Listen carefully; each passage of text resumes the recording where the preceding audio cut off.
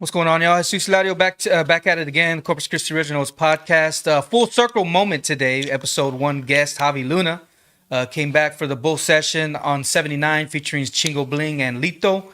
Now he's back again, allegedly as a San Antonio comic now. That's what's up. 3-peat, baby. Javi's been the pillar of Corpus community for 14 years. Toured with Chingo Bling for a decade. Self-produced his special, Not For Everybody.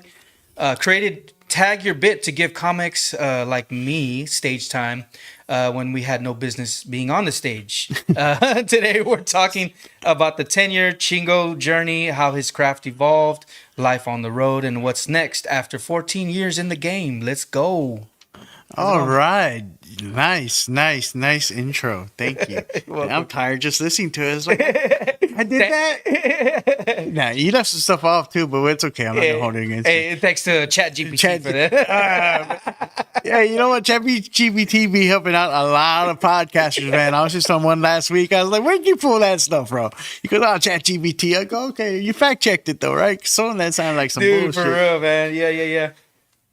Hey, man. And I'll prompt her back. I'll be like, hey, did you make sure that this thing is right? You need to double check. Double check it. Double fact check your own thing, man. Yeah. So episode 1, episode 79. Now this. I was the first one, huh? First one, bro. Okay. Yeah. Original Gordito. Yeah. That was was that COVID? Is that when it was? Yeah, it was. I remember we did it. We did it remote. Yeah. It was the end of COVID, I want to say 2023 or something like that. Okay. And we did it on StreamYard or some kind of Zoom. Yeah, okay. I remember that we weren't like face to face. I remember that much. I had to. Man, we had I remember I had to kick my kids out of the living room. Hey, get out of here. I got to do a podcast. Stay in that room. No. Don't get out. Yeah. My kids are trained, man, because I used to do my own podcast from my living room, so they already know that they'll pick their head around the corner. Yeah. Dad, are you recording right now? Yeah, and that's because we got a comment on that first video. Oh, I stopped listening after 2 seconds because the sound audio was bad. I'm like, whatever, bro. It's number 1. I mean, they're not wrong, right? Like, are there comments you should ignore on social media? Absolutely, right? But and was there a better way for them to say that? Mm-hmm. Yeah, but with podcasts, for sure. Like that was always a thing from I was guilty of putting out episodes that I shouldn't have because podcast. Well, now it's video and stuff, right? Yeah. Too, but back in the day, in the early days of podcasting, when I got started, if your audio is not good, what are you doing? Like they have to be able to hear what you're saying. So sometimes you got to take some of that. Like they are giving you some constructive criticism. Wrapped up in some hater shit, right? but what he's saying is saying like, hey, the sound's off, and it discouraged me from listening to whatever you had to say. Right. So it was good. I do definitely agree with that, and it's kind of part of the reason why I came into the studio to have people face to face because you never know what type of audio quality they had on their end, if it was a Zoom meeting or whatever, So that is definitely been a game changer coming in here, man. So allegedly San Antonio thing. Is this a real story? No, it's not a story at all, man. It's me. That's for my own entertainment. Yeah, it's cool. That's for my own entertainment because and really what it is it's not even like a recent thing really because it happened years ago when I first started like traveling a lot and doing shows elsewhere other than Corpus because I starting out heavily in Corpus. I was the house MC for a couple comedy clubs as they were coming up. So I would say like the first 4 to 5 years of my comedy career, Corpus was probably about 60% of my comedy experience. As that shifted, I started hearing the rumblings. People would be like, "Hey, so where are you at now?" Like, oh, I heard you moved. I heard you moved to LA. I heard you moved to San Antonio. A lot of people were like, oh, you're in San Antonio now, right? Like no, like it was kind of like this thing. Like Corpus believes that anybody that quote unquote makes it, whatever that means in their eyes, right? It's their own perception. But if they see you're doing a certain level of thing. They almost trick their own mind into thinking like, oh, he probably doesn't even live here anymore, right? So it kind of became this thing, and I kind of I was like, no, dude, I'm still here. Like I just travel. Like I have to go to Houston to catch a flight. Like that was the shitty part about starting to travel and being on the road is it's so expensive to fly out of Corpus, and you're not making great money to start off with. So you're like, oh shit, where I can get a cheaper flight if I drive 3 hours to Houston, or if I drive 2.5 hours to San Antonio. And then this past year, it just so worked out. 2025, I didn't headline a single show in Corpus. Wow. And that wasn't by design necessarily. It's just normally the year starts off heavy on the road, and I normally don't get around to producing a show locally because it requires my attention, right? I gotta pound the pavement and get the word out and call people up and remind people like, hey, you haven't seen me in a year or whatever. And then by that point, Mesquite Street, which has been my home club for years, well over a decade now, they're going through a transition period where they closed down their Southside location. They didn't have a big. Was doing their big venue by that point. Yeah. I wasn't filling it up, but I was doing decent enough numbers there where everyone was making their money. Wow. And now they're back to the small room where I started out with them, but the capacity's kind of low, 60 seats, which is great. But at one point we used to be able to get 100 people up there. Yeah. Wow. And I used to sell that out, twice over. So now it's like kind of like, okay, there's a gray area. Where do I want to wait? Do I want to go do that small room again? Do I want to go try to do something in Aurora? So it was just me kind of really not wanting to commit to anything right away. I was just kind of waiting to see how everything smoothed out, and I ended up not doing a whole show here in 2025. I did a lot of shows in San Antonio though. Crazy, bro. And so it kind of, I started to hear it again. Like started hearing it again maybe about June or July. Someone was like, so are you like in San Antonio now? And even the San Antonio comics, like I would go, like they started seeing me more often, like, cause there's a lot of new clubs and shows and things. The big club in San Antonio, the A Room in San Antonio, LOL Comedy Club, gave me my first headlining show. Wow. This past year, and so it was kind of a joke of like, oh, just it's for my own entertainment. Like, oh, am I here or am I there? I don't know. Funny, and what does it matter? Does it matter where I get my mail at? No. Dude. It is what it is, and the fact of the part that I'm not an active member of the comedy scene there here in Corpus, right. Which is say like I don't go out to open mics, I don't do all the things you say. So I don't, while Corpus is my home, my heart belongs there. I don't lay claim to anything that's happening right now, right. with Corpus comedy because they're doing that all on their own. Yeah, it's definitely. It seems like it's definitely different nowadays as opposed to when you were really. Yeah, you know what I mean? Right. Yeah, that's cool, man. Yeah, I put a post on our Facebook page. What's something that impresses somebody from Corpus? And then I put wrong answers only. Oh yeah. And this one lady on TikTok, she's like, it impresses me when people move out of town and they'll come back. Yeah. No, that's exactly what helped me. People thought that I left. Yeah.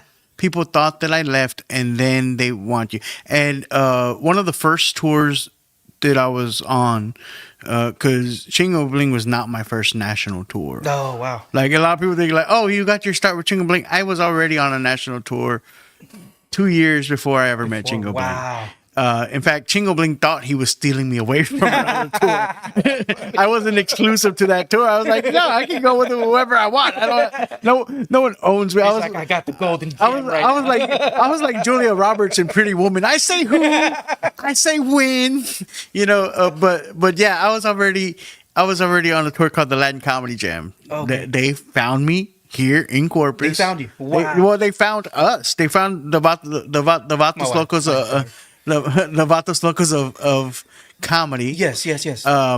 Myself, Jacob Rodriguez, and David Cifuentes at the time, rest in peace.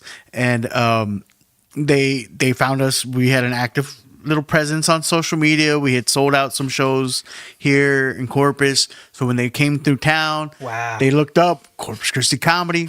We were the first ones to pop up. Oh, they hit up my boy Jacob. They said, hey, whoop-de-woo, we're coming through town. We're doing the Selena Auditorium. Send us we want to see you guys. Send us your clips. Oh. Send us your clips. We sent the clips in. They hit me up. They said, hey, we really liked your video. Do you want to come host this show?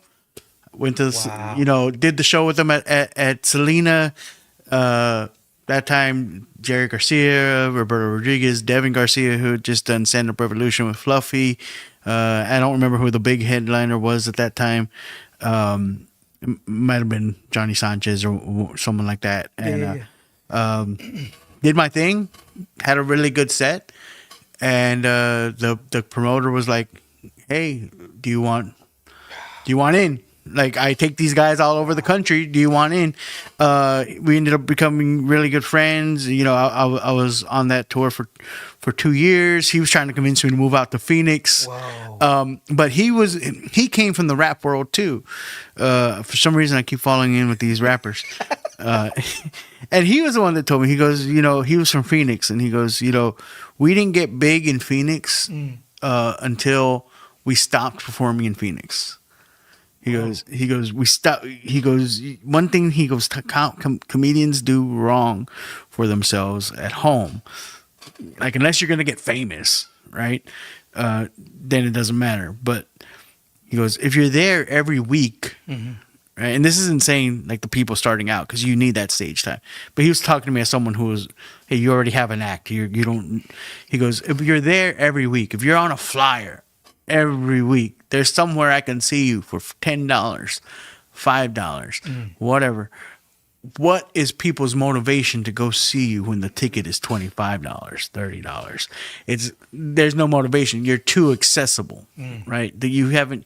It's just simple economics, right? Supply and demand. Your supply is too high, so the demand's low, right? So so she's not wrong, and it's not necessarily a negative thing, right? What she's saying is, I like when people move, go on, but yet they still remember to come back, right? Because then when they come back, well, I can't see them all the time. So it increases that value for me. I'm gonna buy the ticket because I don't know the next time they're gonna see. So I did adopt that after several years of being on the road. After watching my ticket sales, yo-yo. Sometimes it's great, sometimes it's not. Yeah. What's going on? Is it me? Is it economy? Is it just, does it depend what time of year I do it? And it really just almost kind of creating this buzz of like, hey, let's go now, because if we don't see him now, it probably might be another year before we see him, or it might be 6 months, or whatever it is. Yeah, it's almost like you can do that. You can do that with the San Antonio crowd once you're there all the time. Yeah, San Antonio also, right? It's just but San Antonio, you're talking about 1.3, 1.5 million people.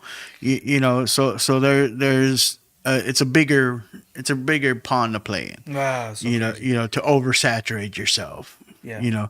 And yeah, you have to do it somewhere, right? You have and we had that argument too with that guy. It's like comedy's different because it requires you building material, trying out new stuff. So you have to almost oversaturate yourself. Wow. Somewhere, right? Just to get the stage time and the reps.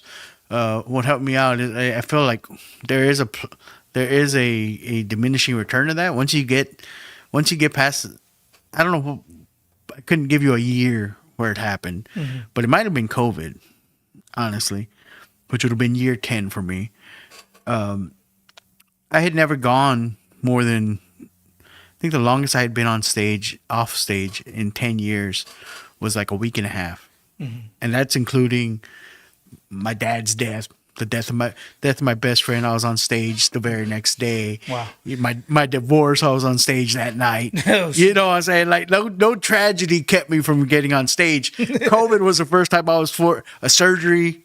You know what I'm saying? I was on tour with a wound vac. I had to have a bag. I would wear The bag over it. I'd wear the shirt over the bag, and I had the fucking machine just sucking. You will it out with you. That'd be Sucking funny. fluid from this. My stomach was gutted open. I had a hernia repair, Oh. and I was on the road with that. So nothing. When I say nothing kept me off the stage, Damn. I mean nothing kept me off Holy the smokes. stage. I got on stage with a boot on my foot. Damn. I got in a car crash over here on Crosstown on the way to a show. And I got on stage with it. I had a cam boot on my foot. It's just, nothing kept me off stage. But COVID hit like a brick wall, and now it wasn't my choice to stay Yeah. off stage. They said, "Stay your ass home. Stay home." You're not getting on stage." And I think part of what was I always had this belief like, oh no, I gotta keep grinding, I gotta keep working. And then when COVID forced me to stay home, and then it opened back up, and I came back even stronger. Like my material was hitting probably harder than it ever Crazy, did. bro. It shook that fear from me. Like, okay, have I hit a point where maybe I don't need to be as heavy open micing as I was? Wow. Can I then take that energy that I was putting into let me hit every single mic, no Right. matter what. Right. Stage time is stage time. If I take that same energy and I put it into writing or developing content or writing for other comics, or maybe I'm going to try filmmaking, or maybe I'm going to do something else, or maybe I'm going to take that time and give it back to my family, because Yeah. I've already taken so much from them being on the road 3 or 4 days a week. I had to pivot during that time, that was the kind of the tipping point for me. So crazy, man. Let's say hi to some people in the chat. Say hi. Francesca on YouTube. Thanks a lot, Mama. Mesquite Street Pizza and Mesquite Street, Hey, yes, what's up? heartbroken, still joking, baby. Nice. They were there. They saw it all. Oh, that's what's up. They dude. saw it all, That's man. cool, man. You got a relationship with them, dude, and That's home, man. Yeah, man, that's awesome. And that's it's not where I started, right? Because I started maybe a handful of years before that, but it's where a lot of people saw me for the first time. I spent like 3 years there, helping run the room, which means like, who's going to feature we got so-and-so coming in, who's going to Yeah. feature, they need a ride from the airport, go get them, and then hosting, taking tickets, making sure the stage is set up. And so it's a lot of people in Corpus. That was the first place they saw me, and they've continued. In their eyes, they saw me grow. Like even you mentioned that steakhouse I did on a Thursday night. And there's people there. They're like, "Oh, we've been seeing you for 10 years. Yeah. We've seen you since the beginning." That's not even the beginning, but that's to them. They saw me evolve from hosting a show, Wow. to featuring a show, to now your head. You headline your own show. Yeah. They saw it. They're invested. They believe in it. Because they saw the evolution. I had one lady, she came out on Thursday and she's like, "This is the most I ever spent to come see you." Because I spent $180 on tickets, Wow. and I don't care though. Like I paid to go see you when you did the brouhaha at the Selena Auditorium, and this show and that show, and Yeah. I don't care. I'll pawn whatever I got to pawn. Yeah. To go and and then some people. Some people are just new to it, right? Like one dude's like, "Oh, I saw you for the first time with Ken Flores." That was maybe like 2 years ago before he passed away. Wow. At Mesquite Street. Yeah. So like I said, a lot of people, the first time I saw you was with Pauly Shore. Or the first time I saw you was with Felipe Esparza or whatever. Wow. Whatever it was, these big shows that Mesquite would bring in, and they would allow me, the working relationship I had with them, they would allow me to host, or sometimes if they needed a feature, I would feature, and foster a lot of relationships, that way. Yeah, So for sure. So yeah, it's definitely home. Definitely a solid relationship that they've been good to me. That's and I cool. like to think I've been good to them. Yeah, bro, Back. dude. Man, it sounds like Yeah. that sounds like grind for sure, man. Yeah. Like grinding at the bottom, like just getting it. And Yeah. what you're talking about too, it reminds me. I made another post about Mm-hmm. Corpus. If we're all hype, or do we support local businesses that have been around for years? Mm. It seems like it might be both, because and I'm wondering if that happens in your world, in the comedy world as well. Mm-hmm. Like, because what you're saying is they've been with you. That's legacy right there. Right. But then there's also comics that come in that are hype, you know what I mean, Mm-hmm. and people go and see them, you know what I mean. Sure. What's your take on that? Like, does Corpus buy into hype more than Yeah. than artistry? Definitely. I mean, I've just in working the clubs and actually seeing what Corpus puts their money on, right? Which is really what, as an artist, you need to be aware of, right? Right. You're asking, like I said, that lady, she was joking, Right. right? But she spent $180 to go see me, right? That comes with a certain responsibility, right? You're asking people to spend money, their hard-earned money. That's however many hours of work they had to do, a babysitter, whatever. Yeah. So, does Corpus buy and hype? They spend their money on whatever excites them. Right? It's not so much that there's hype. If they're buying tickets to Mr. TikTok and not you, you can get mad about it. And Corpus just likes the hype. Right. Ask yourself, what did Mr. TikTok give them that I wasn't giving them? Right? What did they thought, like, hey, well, this guy makes me laugh on TikTok. Right, I laugh at all this guy reels or whatever it is. I'm just not picking on TikTok, but whatever it is, they saw him, the hype factor, right? They know they had an expectation. I don't know you, right, Mr. Guy on a flyer. I don't know you. Yeah. I don't care. You took a funny picture. I don't care how good your flyer looks. At the end of the day, I don't know you. I don't know that I'm going to have a good time when I go to your show. And Mr. TikTok, I don't know for sure either, but I have a better idea because I at least know a little bit about them. Right. So if you're an unknown artist, the best thing you could do is have some online presence, even if you're not having any views, right? Because one thing that's benefited me, Bastrop Comedy Club, one of my best markets, small town outside of Austin. Wow. Right? I sell that room out. They just had me out to do their 4-year anniversary for their club. Wow. Why? The first time I went, the promoter did his work as a promoter. Actually, did a job. He took my video clips. He sent them out in the email blast. People were able to see, this is the guy that's coming in. This is the jokes he does. One of the first times I went out there, the lady still comes out to the show. She said, "I didn't know who you were. I put your name in Google. This came up. This came up. I laughed at that video. I laughed at that video. I laughed at the next video. I bought the tickets." Wow. You know what I'm saying? Like, people will spend money on what they know. And that's what Corpus does. They know celebrity. I've never heard of this guy. Therefore, I'm not going to spend my money on it. Oh, wow. You know what I'm saying?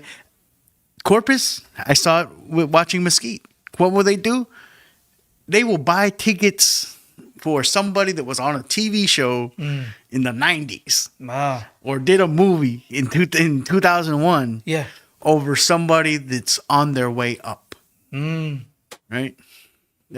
Because it's limited resources, man. They will support what they know.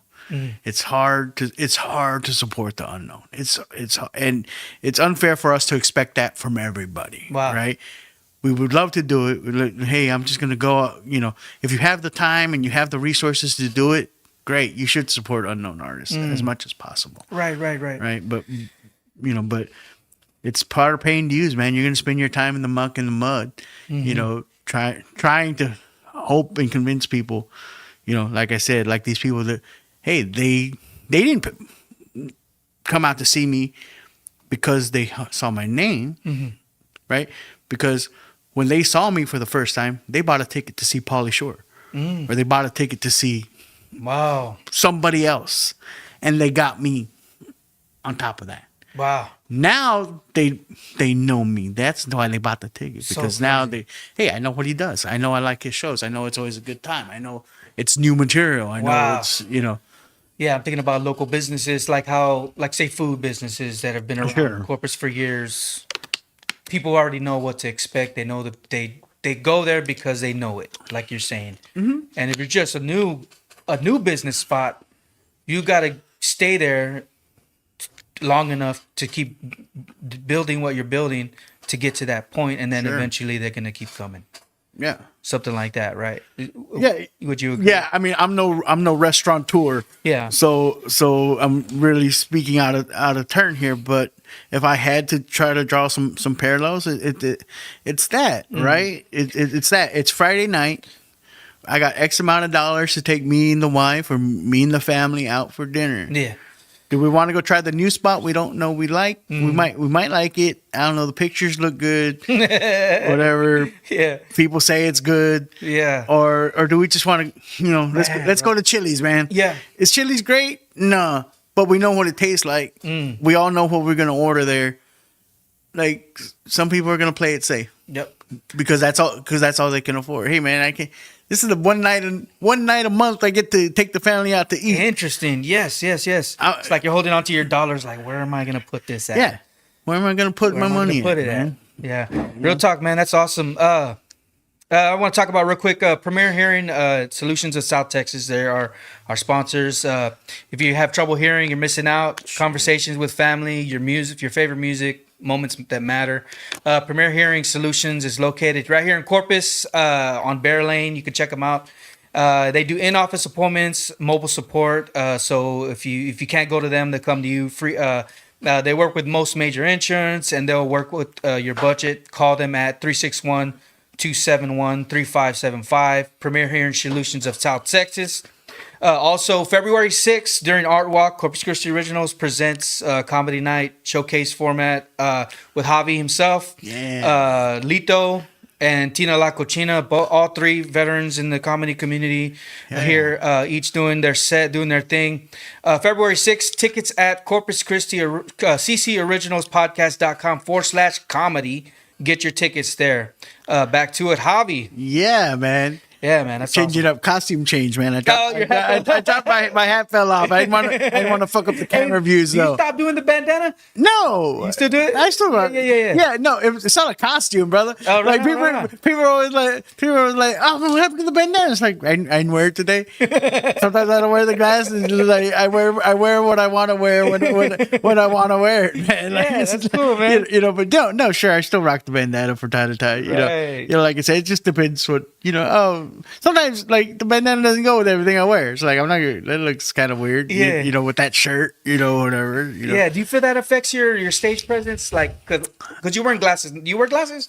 Yeah, I know these are prescriptions. Oh, yeah. These are prescription. Yeah, no, this Hey, is they're yellow too? Yeah. That's dope.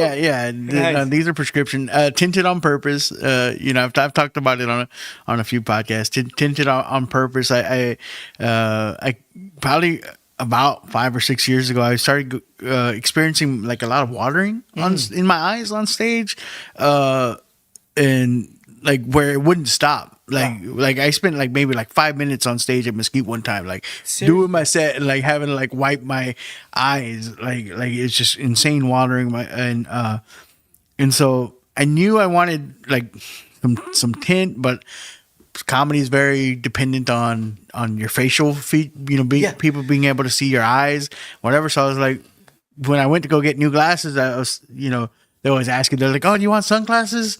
And I was like, no, I don't want sunglasses. I go, but let me ask you a question. I go, what like, can I get sunglasses that aren't dark? Like, she goes, what do you mean? I go, like they're light. Like, can you still see my eyes? Like, just that offer a little bit. She goes, yeah, you can get like different percentage on them. You know, I didn't know that. I just thought sunglasses were sunglasses. Like she was like, no, you can get like 30%, 20%. Like I think 20% was the least they'd do. I go, okay, and I kind of broke it down for her. I go, I get on stage, I'm a comedian. You know, I want people to be able to. I still want you to be able to see my eyes. Yeah. And she's like, oh, I would probably like this green or like this yellow. Oh, cool. And I dug the yellow, and I was like, okay, well, I'll try it out. And if I don't like it, well, it doesn't matter. I bought 2 pairs of glasses. That's basically. cool, man. Basically, and I dug it, and I think I was already wearing the bandana at that point. So the bandana, I'll tell the bandana story because you're the second podcast in like 2 weeks to like ask me about the bandana. So I wear the bandana. The bandana was, when I started growing my hair out, I started wearing the bandana to kind of just keep my hair back and keep sweat out of my eyes and that kind of thing. And we were in San Antonio. We do a lot of shows in San Antonio. Like it's our biggest weekend of the year on the Chingo Bling tour. We very frequently have had to add shows to that weekend. Like so, it's anywhere from 6, 7, 8 shows. I think it's the most we've ever done there. And you know, we're in the green room. I got the bandana on. Yeah. You know, I'm getting ready because I'm coming from the hotel or whatever. I got the bandana on. I'm fixing to take it off, and Chingo was the one that he goes, hey, why don't you just like leave the bandana on? I was like, no, I'm not gonna go on stage wearing a bandana. That looks like hacky or you know whatever. He goes, no, just wear it. It looks good, whatever. I was like, all right, you know, whatever. And then people kind of responded to it, and then you know, it's always there was always this when I started comedy, you know, they were like, oh, you do have to have a thing. You know, Gabriel wore the Hawaiian shirts, and so you know, and I never found that thing. Wow. And I tried different things. Did you really? Yeah. You know, growing up, I coming up, I used to wear the Dickie shirts, like the Dickie work shirts. Yeah. I had those in like a bunch of different colors. Wow. And I would wear those. I wore those for a long time. I had a Lito. My homie, rest in peace, Renee Ordiales. When the Straight Outta Compton movie came out, he did the Straight Outta Corpus shirts. Oh yeah. And I had bought one just for myself, just because I liked the shirt. Ended up posting it, and he ended up selling a whole bunch that year. And then he called me up and he goes, "Hey man, like, thanks for like promoting the shirts. I have when you get a chance, stop by. I have something for you." Wow. And I rolled up, and he had the shirt in like 5 different colors. Wow. For he had like red, blue, black, gray one. And so that became my stage uniform for a long time, like on the road. Like like I said, I was already nationally touring by then. So I would go on stage wearing a Straight Outta Corpus shirt. Nice. You know, and people kind of like, oh, it's Straight Outta Corpus, whatever. Like cool shirt.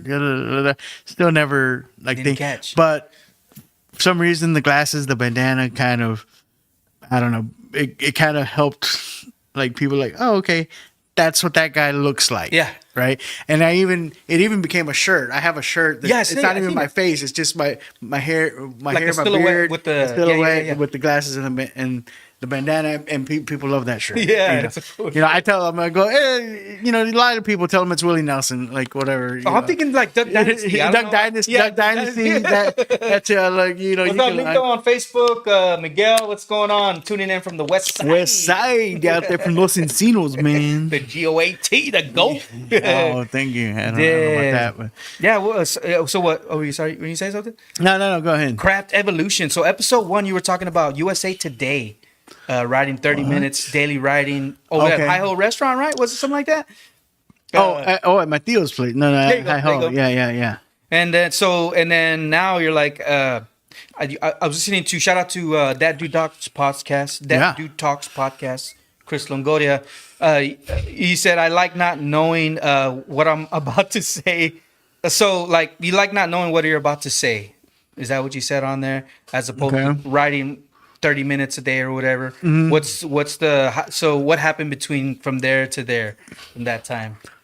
So, Clark in the movie. so I said, what now? I said, Like- I was reading USA Today and like So- writing 30 minutes off of the whatever you read in Yeah, the like newspaper. okay, so your craft. So when you Okay. first started, you were writing 30 minutes a Oh, day. right, yeah. To now, you're just kind of like, Oh, okay. I guess the evolution from then Right, to now. right. So I think the last time we talked about the writing is, I was telling you that my comedy writing had taken up a much more organic writing style, and that's still the case for myself, right? So when I first started, it's all about learning to write a joke and finding your voice, right? And so the first thing you need to do is you need to learn joke structure, and the best thing I could still to this day recommend to starting out comics is you got to spend time, learn how to write about different things, right? You should know, yes, write your story, but you also should know how to write a joke about just something you heard on the news, something you saw in a magazine, something that happened at work. Like Right. write it, even if it's not going to become part of your set. It's still practice in comedy writing. Now, once you find your voice, like I said, 10 years in, COVID happened. I go through this part where I'm not afraid to not be on stage all the time.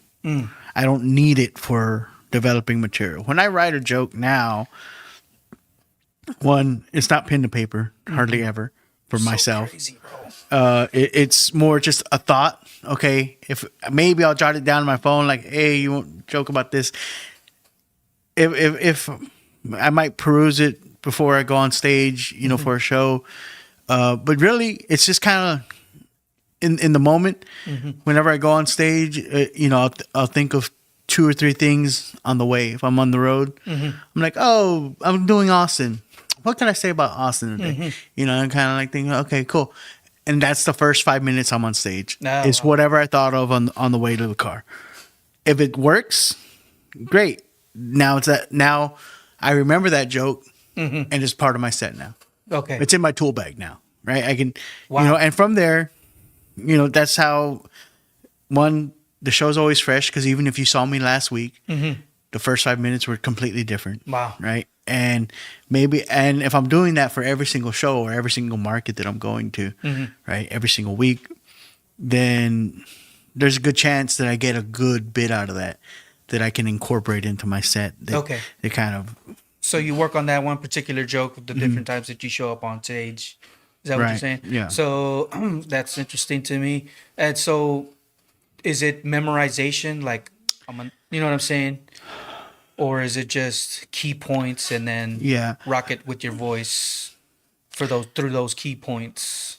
it's definitely a lot of muscle memory. I'm not going to say that. I'm not going to tell you that I've never forgotten a joke, because Right. that's not true. But for some reason, once I tell a joke, it's in there. I don't never completely forgot the joke. Okay. It might take me a little bit to get back to it, but it's always there. Wow. It's always once I tell it, it's always there. Like I can maybe I'm not a musician like you are by any measure, but I can kind of liken it to you learn a song you haven't played in forever, right? Right. But if someone starts playing it, hum a few bars. Yeah. You can And come up with- yeah.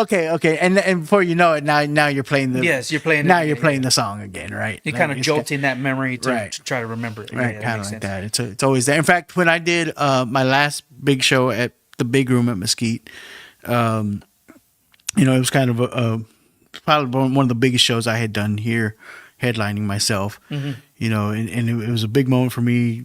A lot of people in the room. I knew a lot of people were coming out that hadn't seen me in a while. Yeah. I made it a point to where at one point in the show I kind of like pause and stop the show and say, hey, like, I've been doing this for over a decade now. Yeah. Just out of curiosity, 2011 is when I started. Like, just out of curiosity, who thinks in this room they've been seeing me the longest? Wow. Right? And have people, I saw you in I saw you with so and so. Okay, that was probably like 2014. Anyone can even be 2014. I think we got to someone that had seen me like for the first time in 2012. Yeah. I go, okay, guy that saw me in 2012. The first time you saw me, what was your favorite joke Wow. that you heard me say? You know, and he said something about your cousin dating black guys. And I'm like, oh, okay. So I had to go back to like, I know. Wow. He goes, yeah, you're about your cousin named black guys, and they come to the barbecue. It's like, okay, I know what joke you're talking about. I was like, I don't do this joke anymore. It's I kind of grown out of it, but let me, kind of go, set it up, and went back into it. Wow, man, that's awesome, man. So like I said, it's always in there. Yeah. I don't do the joke anymore, but How long did it take for you to find your voice, Okay, so what is voice? Your voice is only specifically you because it's you, right? Is that what you would say it is? yeah. And then how did you, how long did it take for you to develop that? You know what I'm saying? How did you get there? A voice. Again, I'm gonna keep drawing the parallels with music. I enjoy music. I'm not a musician, but it's like, I don't want to say it's like an intangible, right? Because you can, in music, you might call it, like for a guitar player, you might say their tone, Okay. right? Yes. You put on a BB King record, and you hear that, It's King. Yeah, he could play one note, Yeah. and it's BB King. Yes. Right. Whatever. Yeah. You I'm thinking of Dimebag Darrell. Yeah, Dimebag Darrell. You just hear it. You know it's him. Yeah, it's him. If you hear someone trying to emulate them, you know who they're trying to Right. who they're trying to emulate. But like if you say that, like what makes a good guitar player, right? Their tone, their phrasings, right? Yeah. In comedy, we call it cadence, right? A comic's cadence. Felipe Esparza has one of probably second to Mitch Hedberg. Wow. Right?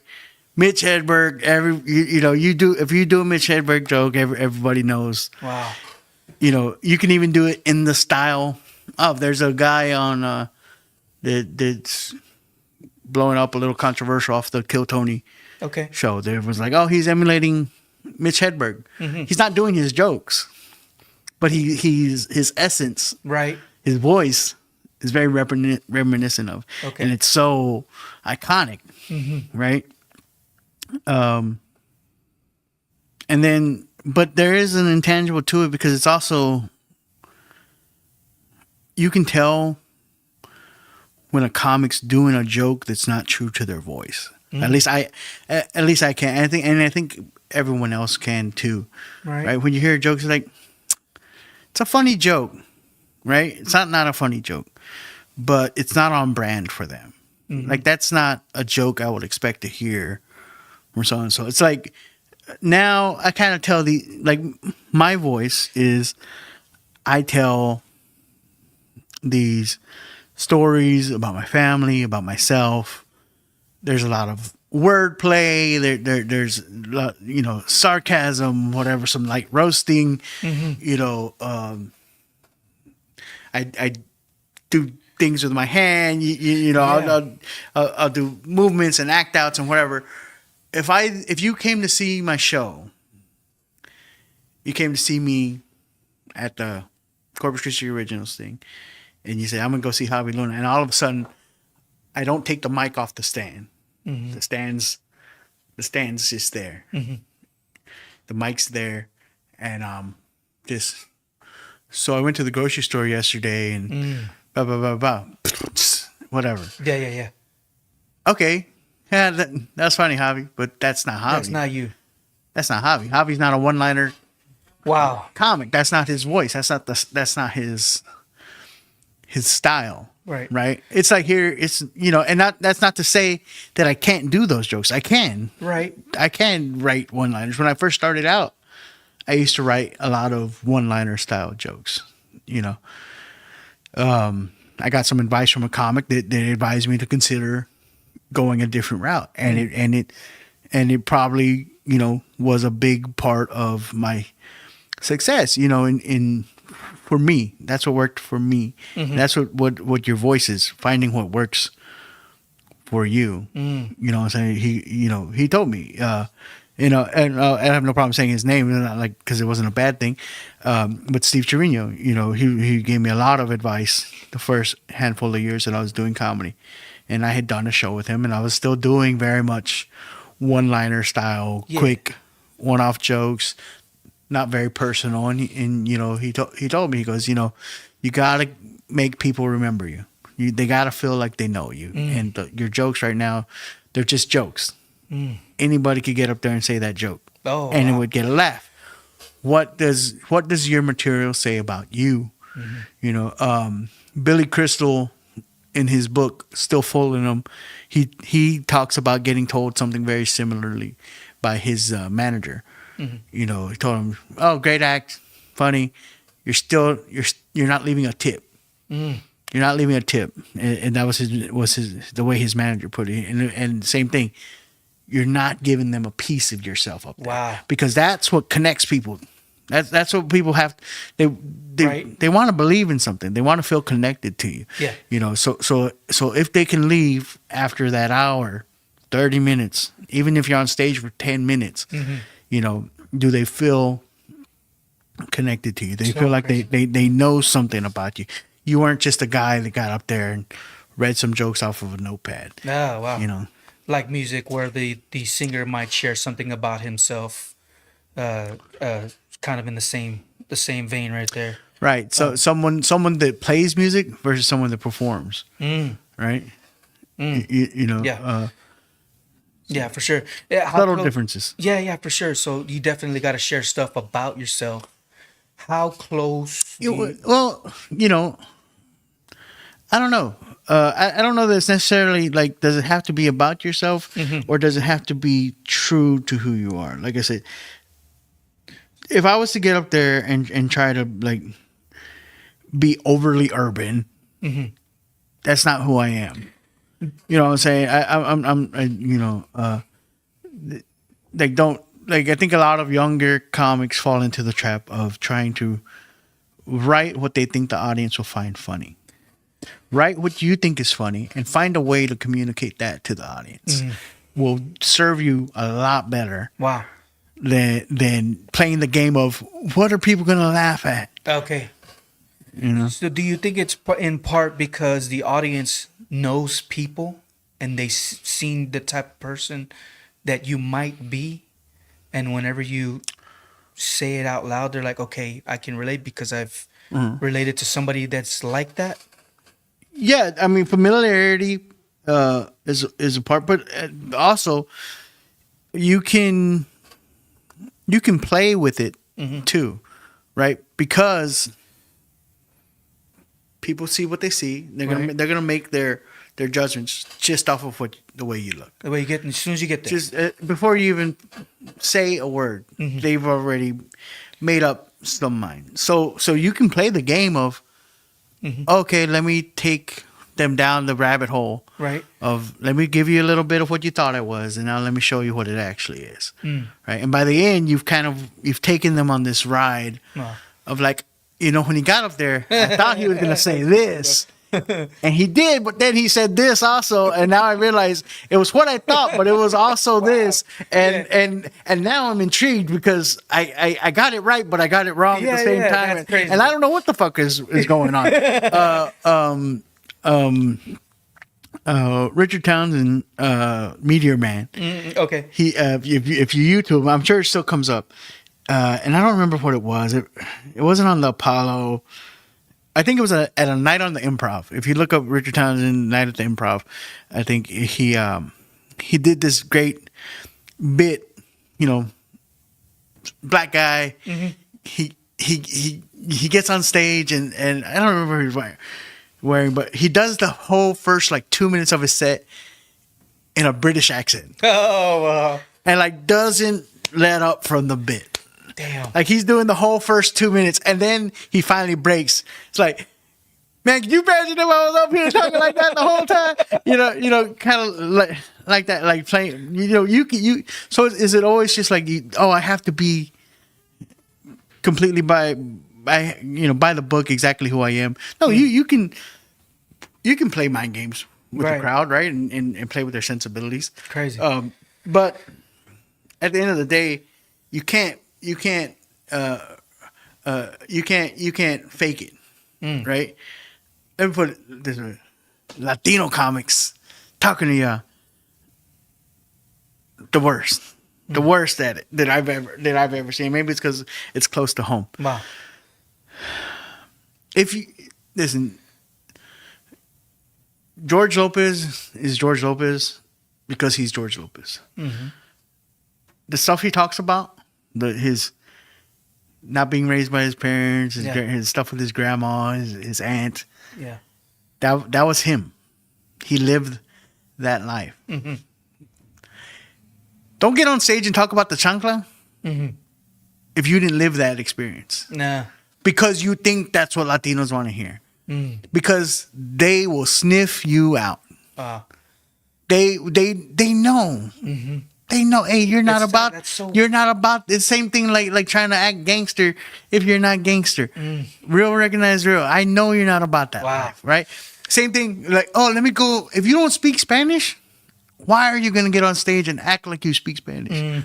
Let me drop some Spanish in my set so that they so I can get the Latinos on my side because they will sniff you out. I'm not a heavy Spanish speaker. I can get by, right? But I don't speak Spanish on my daily life, right? I made that mistake in El Paso. Wow. One time, I said something, a line in Spanish, and I messed it up. Whatever. The crowd called me out on it. They're like, "What?" Like, don't put yourself in that situation. Be true. Hey, man, if you don't speak the language, don't try to. You know what I'm saying? If you're what's his name? If you're fucking Papa Doc, from 8 Mile, your parents' marriage have a real good marriage. You went to a private school. Be that. Be that. It's okay, man. Wow, that's so crazy, bro. Yeah, I was listening to a book. I don't remember the guy's name. It's a comedy book. Robert Townsend. Thank you for the correction. Yeah, Robert. Bobby Pena commented Robert Townsend is the man. But it was talking about how like Richard Pryor was using his pain. Absolutely. Right. So do you do that? And like how close do you get to that pain? Or is something too painful to where you're like, nah, maybe I'm not gonna talk about that?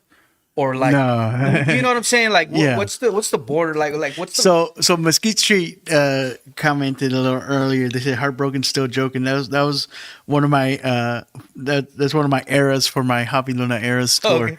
Okay. Heartbroken. So when I talked about earlier, when my ex-wife let me know it was over, put me in a very deep, dark place. Yeah. That night, I had packed up all my stuff.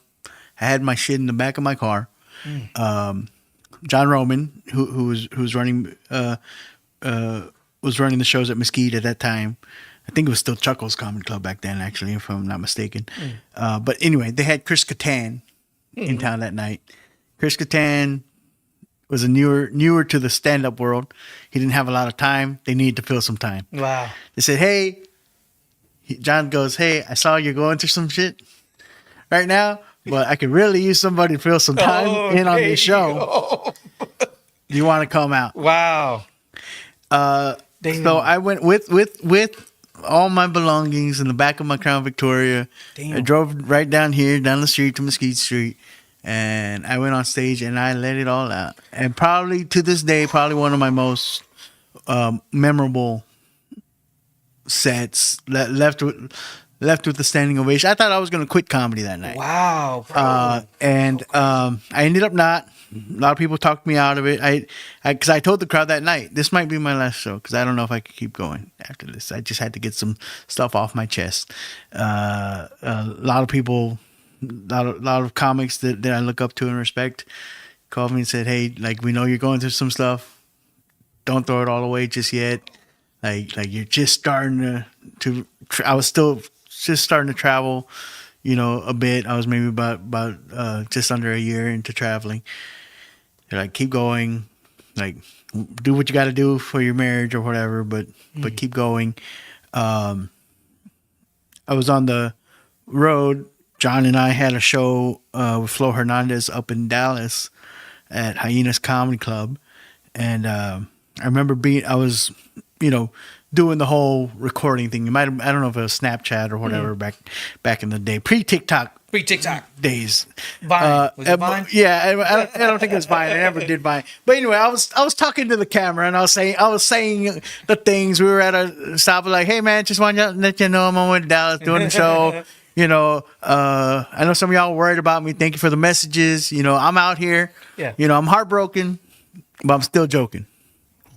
And something about that people really resonated with that idea. When I was putting that divorce material on stage, people were like, "Oh man, dude, that stuff was raw. Like, wow. Like you could feel it.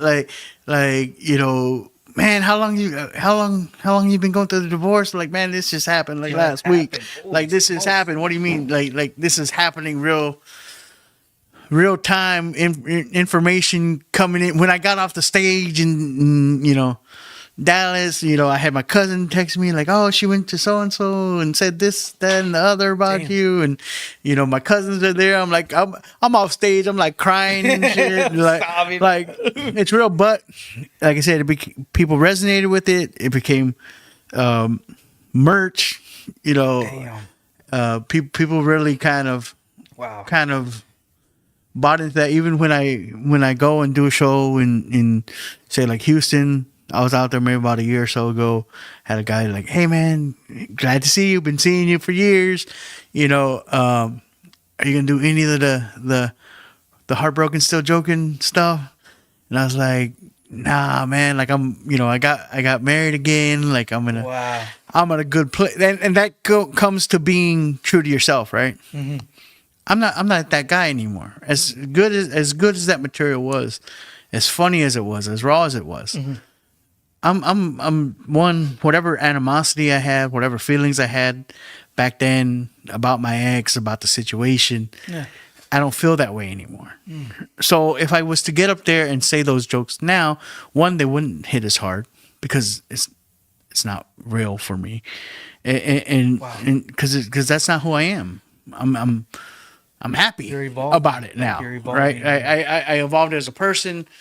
The situation ended up being the best thing for me, for her, for our kids. You know what I'm saying? How do you continue to fake being angry about something like that? Yeah, for sure, man.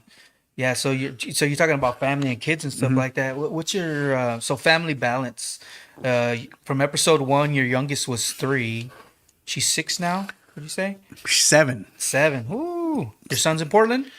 One of them's still in Portland. One of them graduated from high school. He's back. He's with me now. He moved to San Antonio for a little bit, which is another reason why I was going to San Antonio a lot. I had put the word out quietly to a lot of comics. I was like, basically, my son's in San Antonio now. I want to check up on him as often as possible, so you can get me for really cheap. Give me an excuse. Here's the caveat. Give me an excuse to pop up and check on his ass, basically. Because every time I was in town or passing through San Antonio, I'd say, "Hey, son, let's go grab something to eat. Let me see how you're doing." That kind of thing. So that was another part to the San Antonio story. Bro. Yeah. Wow. He's 15. You said.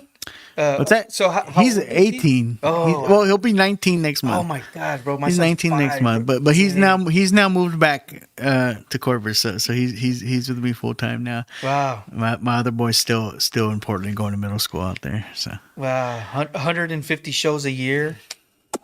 That has dialed back a lot. Wednesday through Sunday gone. Yep.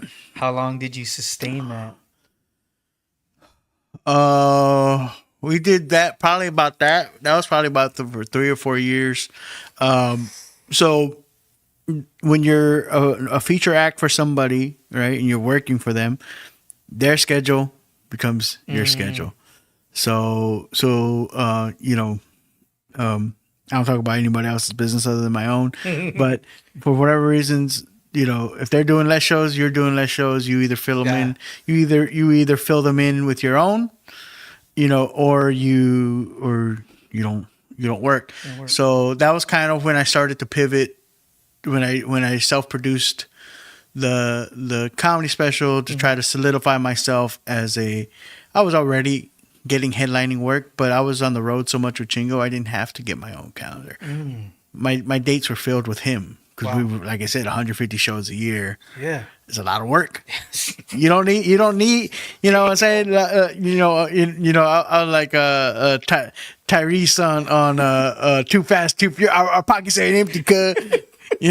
Like we were living good. What I'm saying? Merch sales good, ticket sales good, everything was good. So I wasn't trying to do too much of let me go to XYZ town and do the whatever bar show on a Wednesday because shit, I was trying to stay home and rest because I got to fly out tomorrow. I was doing on the weeks that I wasn't with Chingo, I was doing a winery and brewery tour. And that guy would send me out for like a week. If I had a week off, I'd go out and do that. So I was always working. Now, with Chingo, I primarily do his Texas shows. And I headline.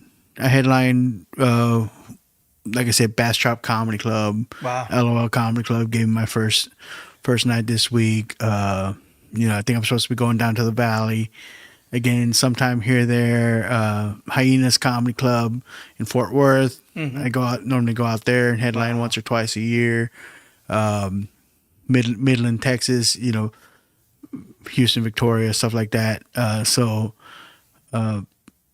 that's what I fill my calendar up with. But is it a date heavy? No, it's not. It's not. But it's still really still really good. I'm still I've pivoted to a lot more writing. I do a lot more consulting writing for comics. I've built up a nice little stable of comics that will hit me up for either to rewrite some of their material for them or to workshop. I'll hop on a Zoom call and workshop with them, do a writing session. Amazing, and these are touring comics that have the resources to pay for that. You mentioned in That Dude Talks podcast that you don't mind being the second act. No, not at all. You know what I mean? Like it's like you found your groove. You know what I mean? Oh, it's a sweet spot, man. It's cool, man. It's the greatest job in comedy, in my opinion. Cool. Now I'm speaking as somebody that hasn't had the true top spot. Right? You say, "Oh, that's easy to say," but here's the thing: I've been close enough. Right. I've been close enough. I've had a front row seat. I've seen the stress that these headliners have to go through. Yeah. Right. Oh, even if this market's good, they're on their phone looking at the next market. But man, ticket sales in Oregon are a little light. What do we gotta do? Can we do a skit? Oh, I might have to go out. I might have to go out there a day early and do radio. Oh, got to do a few podcasts. Yeah, do a few podcasts. You know what I'm saying? And I'm here like, oh man, that's crazy. Well, I'm gonna go take a nap because ain't nobody coming to see me. Wow. Right? And that's the best part, right? Because maybe you're not making their money, but you're not doing a fraction of their work. Yeah. You're literally just getting paid to, do your time on stage. Mm-hmm. Maybe you're helping them write. If you're not doing that, maybe you're helping with merch, or something like that. Chingo was never the kind of, he's never been I've helped him out with merch, but he's never been dependent on me to you need to work the merch table, but if they get in a bind or whatever, so crazy, I'll hop in. And the other good part is people show up to see the show. Mm-hmm. They didn't even know you were there. So there was no expectation. Like, who's this guy? I don't know. Wow. I don't know. But hey, he's really funny. We like him now. Let's buy his shirt. let's take a picture with them, and now you have a fan, and now you have a market that you can come back to, and now you can tell the club, hey, I see you have a small room over there off to the side. I can come back and sell 50 tickets there, right? And you kind of play that game, and now you have a new market that you didn't have before. Dang, it's a sweet spot, dude, to be able to support yourself. Yeah. In an art that you love and not have to deal with fame. Yeah, that's the fucking best job, dude. That's so funny, man. And it makes me think of like the guys that are putting on the show. Is it the comics themselves? Do they have an agent? You know what I mean? How different is it in Texas? Oh, dude. Compared to, you want to talk about agent? Now you're paying the agent. And you're paying the manager, and you're paying the tour man. To talk about stress, right? Because these guys that are there, they're at the pinnacle of the craft as far as public eye goes, right? But now they're employing people. Like, could you imagine like having employee? Yeah. Like other people's livelihood depends on me keeping this afloat. Damn. That's a lot. Of if I fuck up, it's not just my money. Like now now so and so's daughter can't get braces, and so and so loses their house or their apartment, because I wanted to fuck around and do some dumb shit. Bro. Yeah, it can't be my dog. My dog can't get shots now. My dog needs hearing aids from Premier Hearing, and I can't get. Hey, shout out. Yeah, that's awesome, man. Wow. So what's next for Javi Luna? I'm gonna keep doing me, man. I don't have no crystal ball. I'm just gonna keep writing jokes. Cool. I'm keep putting out content as much as possible. Right now, I'm in talks with the Riot Comedy Club up in San Antonio. It's a beautifully built room. When I say built room, there's a comic that he actually, with his bare hands, built that room. The Riot started in Houston. They just opened up a branch in San Antonio.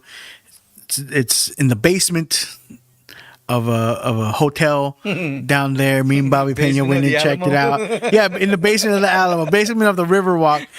Fluffy's already stopped by. Wow. It feels like a comedy club in a much larger city, which is part of when they built Mesquite. The New York comics loved Mesquite because to them it felt like what they knew, right? Because you got to go up the stairs. Right. It's a small, dark room. Yeah. That's where comedy is built. That's where comics feel at home. Give me a small, dark room where everyone's eyes are on me with the lights, one mic. That's all I need. No flat. I don't need a fucking video screen behind me. Lights and smoke. Don't need it. Get fire on these bitches. Fucking Kevin Hart. That's for stadiums. But dude, comedy is done in a small dark room, and that's what the Riot is. So I'm in talks with them because the name of the game now is clips, man. Are you putting them out fast enough, and can you get them in a good controlled environment with good sound and good video? So I'm gonna start dropping sets up there. Probably I'm gonna try to get my best to get out there once a month, do a couple spots. They do like 15-20 minute spots, so I can start getting more clips. Special's doing what it's doing, but I got probably 2 hours of material since then that hasn't gotten put out. And I don't know that I'm going to have the resources to do another special anytime soon, right? Because it costs money to self-produce a special. Damn. But what I can do is I can get myself a good camera and I can edit my own shit and put it out. I can do that. So that's what I'm going to focus on doing. Right now, I'm still taking my cracks at it, man. Yeah. How do you feel about because I've heard comics say burn material? I was Mr. Don't burn your material. Like I was talking about my buddy David Cifuentes, rest in peace, dude. Yeah. I used to go back and forth with him all the time because the way I found David was I started comedy 4 weeks after him. I Googled comedy in Corpus Christi. Where do I do it? Wow. And up pops this dude on YouTube. David Cifuentes' 4th ever open mic Wow. in Corpus Christi Bro. at House of Rock. I was like, I was just at House of I Rock. was just there. I was like, when did this guy? I go, he did this. He was there the day after I was there. Like, what do you think? His 4th ever open mic. I go, dude, why are you putting your open mic sets on YouTube? This is fucking nuts. Like, it's not good. Like, why would you do this to yourself? Right? And he did that. Every single set this dude recorded, and we're talking about back in 2011. Wow. Every single set this guy ever did, he recorded. Damn. He recorded. I have a DVD at home that someone gave me one of his sets that he had him record, and it's not mine to do anything with it, but I have it and I watch it every now and then. You know, I was that guy. Don't burn your material, man. The once you start traveling a little bit, you realize not how big the world is, man, and how insignificant your footprint is. Right? When you think about, you're talking about millions, hundreds of millions of people. Yeah. Right? Just in this country alone. Yeah. And you tell me you went viral because 1 million people saw it. If you have 1 million views, and that isn't even really unique people spread out all over the globe, didn't nobody see your shit? You're talking about a fraction of a percent. You're worried about burning material? Someone saw it? You know what I'm saying? No one saw your shit. That's funny, bro. Even if you did sell tickets off of one clip, okay, let's say that, you know, what I realized then, because now, yeah, I wouldn't put out your whole set, Right. especially if you're still performing that set, because if you don't have a turnover of material, it's going to be the same thing, right? You shouldn't record anything like a special until you're ready to say, I got more. Wow. I got another hour. Okay.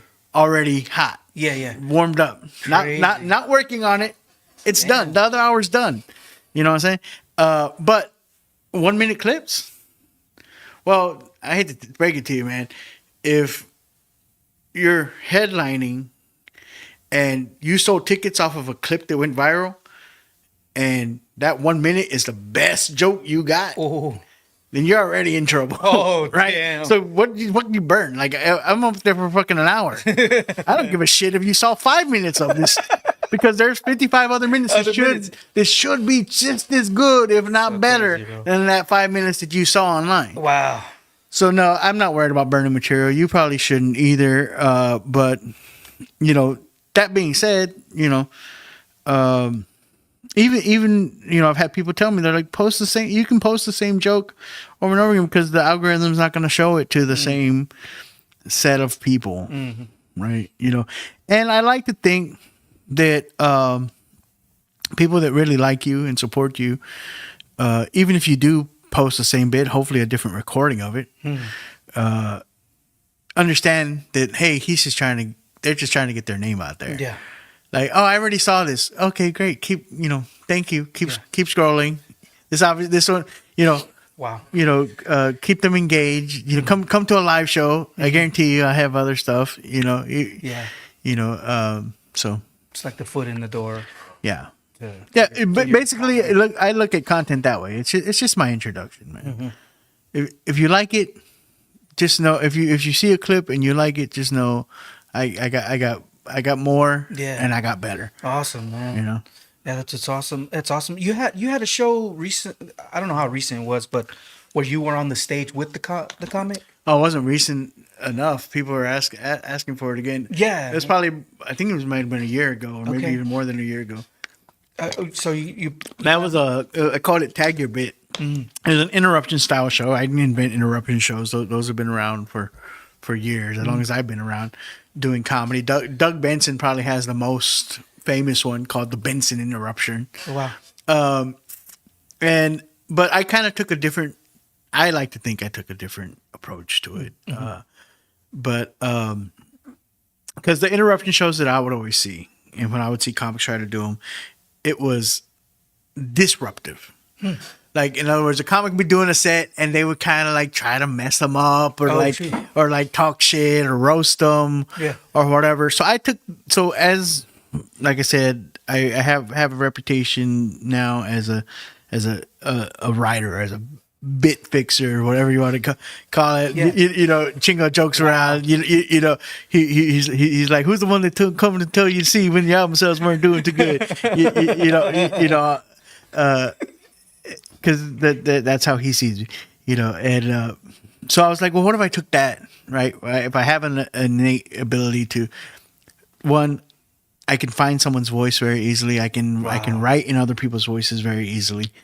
I was like, so what if I took that interruption concept and I put it on stage where I could, in real time, if someone's doing a bit and I have something that would work with that would elevate your joke in some way, and I'm actually up there with a microphone and I spit it right there live, real time. I perform it the way I'll perform it, and now these younger comics now you have a bit that you essentially wrote with me live on stage, which is how I actually, now y'all know, that's actually how I really write. Wow, it's amazing. That's how I write my own material. So now it's not even hey, let's go to the coffee shop and sit, right? No, that joke was written exactly the way I would write my own joke.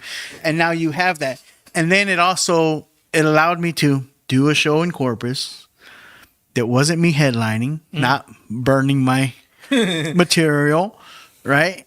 And like I said, I'm very protective of my audience because of it costs money, right? It costs money. You had to get the ticket. You had to get a babysitter. There's a 2-drink minimum. That's interesting. You had to buy dinner. I'm very protective of my audience. When you come to my show, I don't want to give you amateur hour.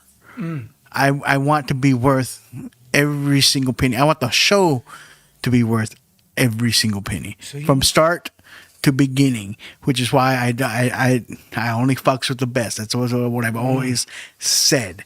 Okay. But what Tag Your Bit allowed me to do is I could take a comic that I wouldn't necessarily put on one of my shows. That's maybe not there just yet. I like you, right? You're doing good, but you're not where I need you to be part of my show just yet.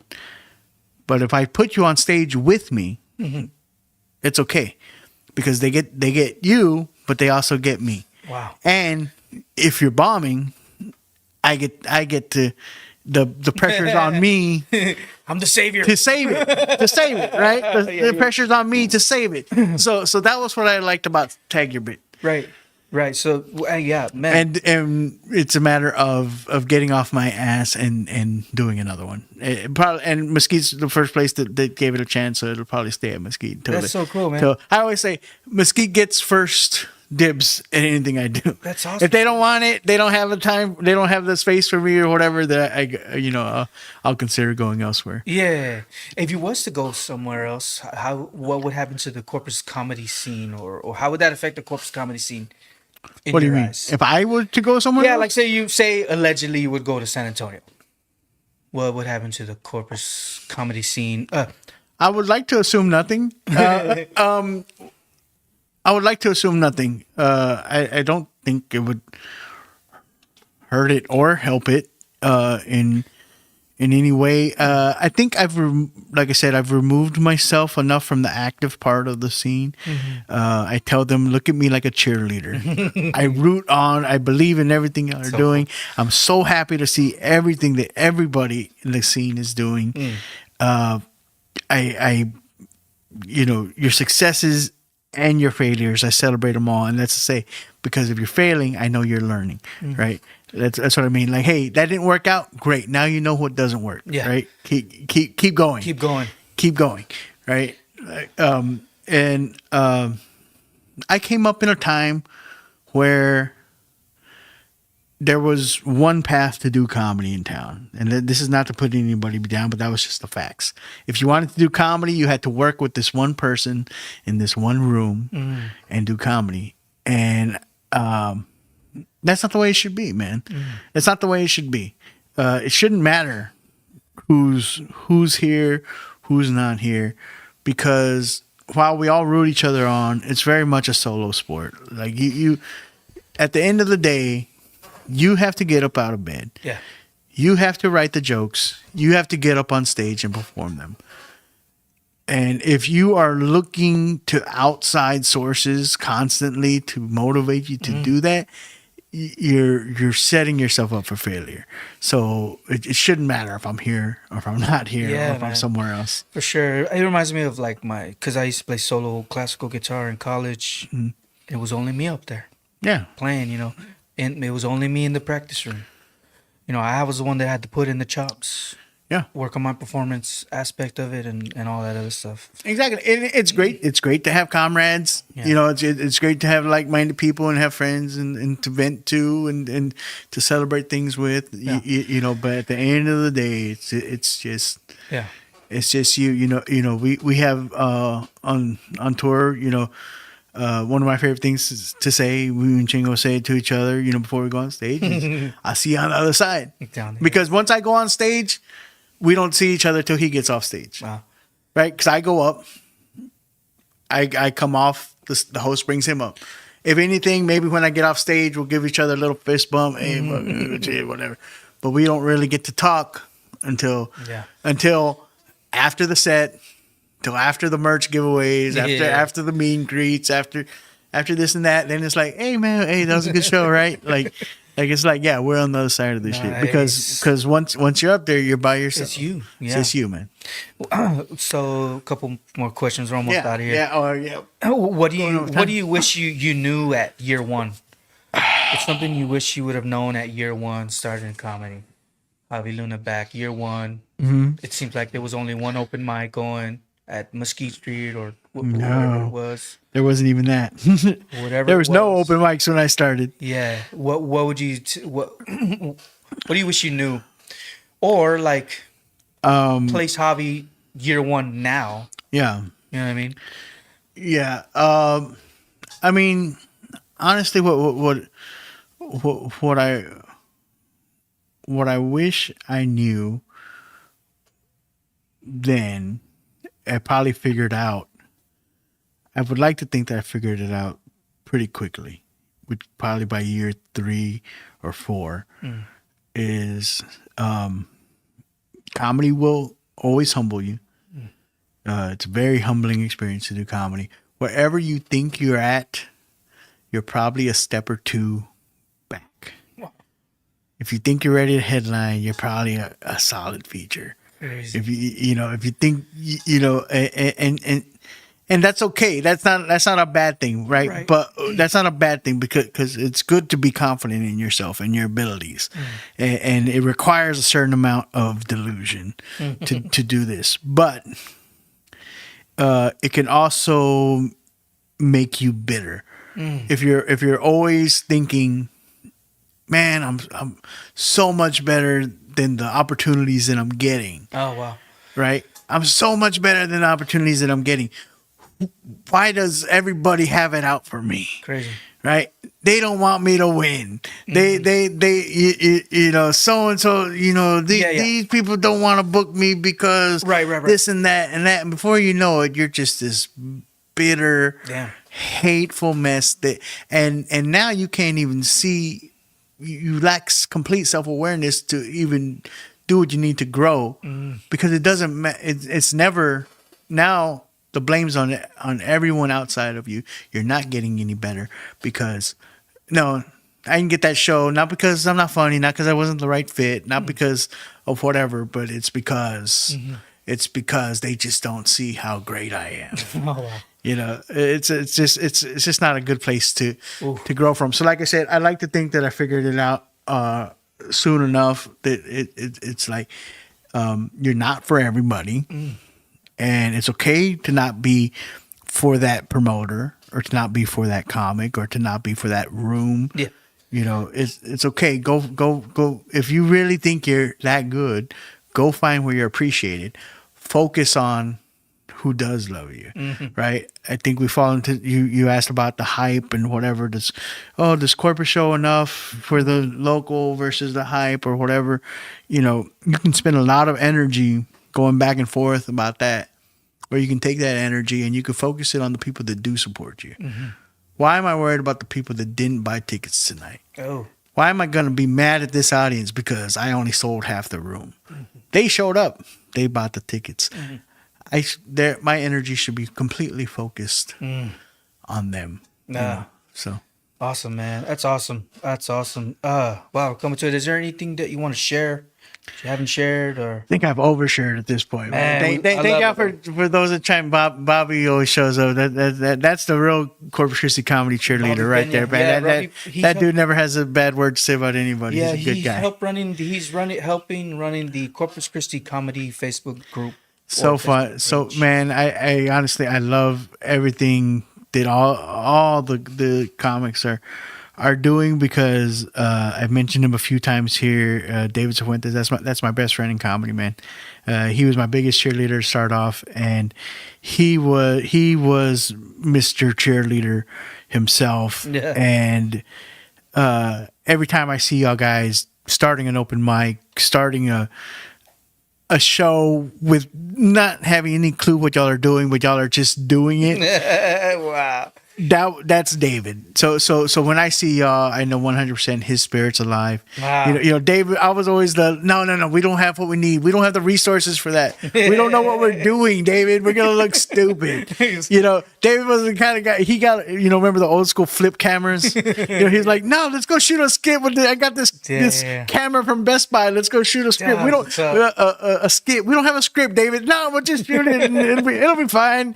It'll be whatever. You know. Wow. And you know, he was like, there's a tsunami. I'm gonna throw a benefit for that. Damn. Like with what, David? You don't know how to throw a show, and he would just do it. You know. So you do, like I said, you need a certain amount of delusion. What do you think he would be right now if he was here?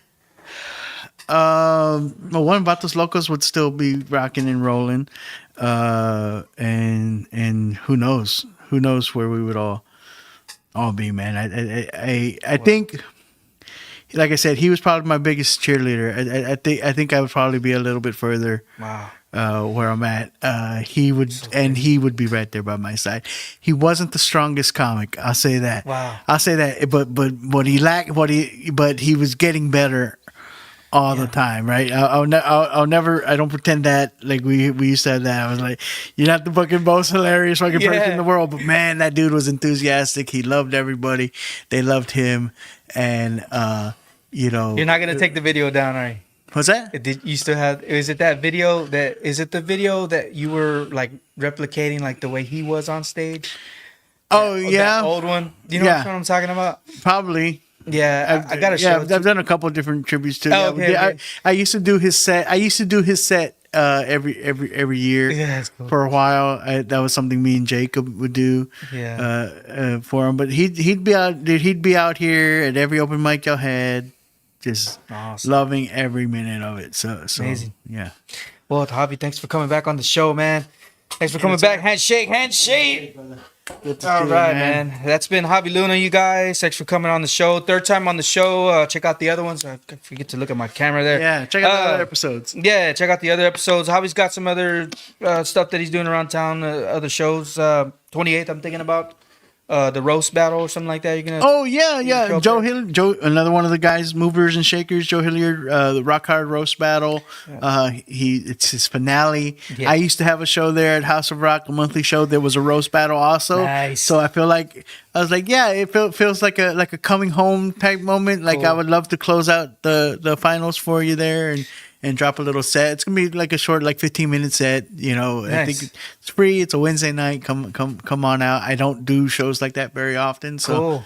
Yeah, something. Yeah, fun. man, it's gonna be awesome. Also, February 6th, Art Walk, Mesquite Street. Javi Luna's gonna be there. Tina La Cochina, Lito are gonna be there doing their set. Thanks for joining the podcast, you guys. You can follow Javi Luna at Javi Luna Comedy. Pretty much everywhere. Do that. I'm trying to get more followers than my niece. She does makeup tutorials. Oh, come on. And she has more followers than me, and it's embarrassing. I skipped Thanksgiving this year just because I didn't want to see her. No kidding. You know. Do you? Okay, so we'll got to do the HEB question. Which HEB do you shop at? I'm hoity-toity, man. I do curbside only, first of all. At Alameda and Roberts. And that's not even the one I live closest to. Nice. Actually, HEB Plus is my thing, but I like Alameda and Roberts.